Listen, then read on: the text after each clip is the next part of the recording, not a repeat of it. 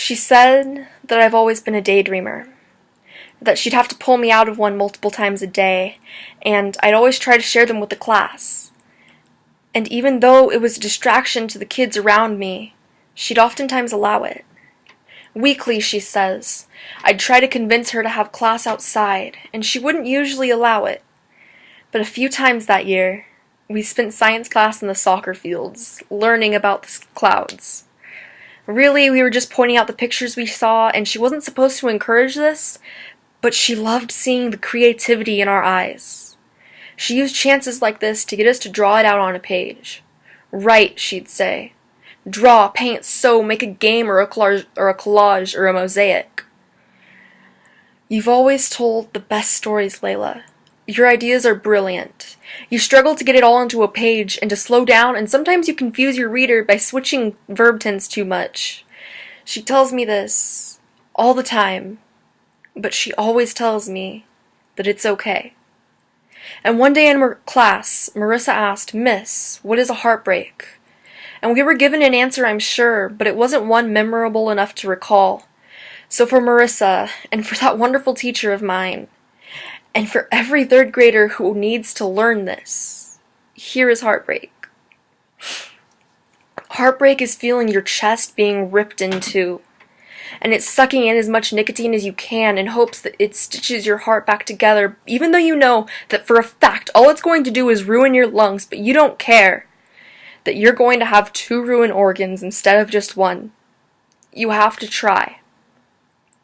Heartbreak is oversleeping and then ditching class and then cutting in the girls' room.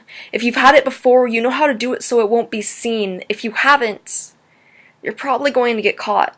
But that's fine because you can't see anything going correctly ever again, and you aren't foolish enough to believe that you will ever be the same.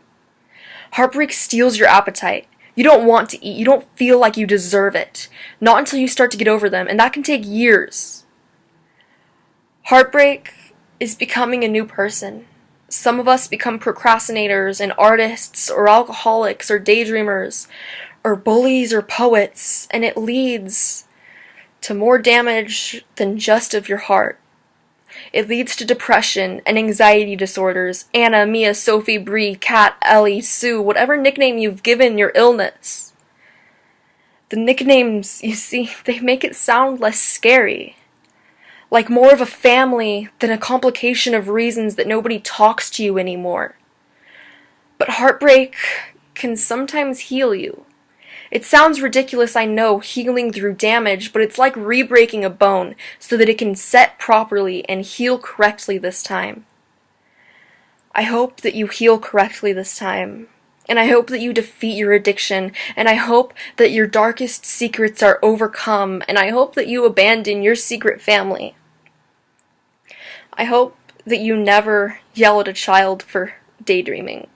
And I hope that you encourage that child to become an artist. And I hope you explain to them that art isn't just writing, drawing, painting, sewing. I hope you explain to every child that sometimes art is healing through pain.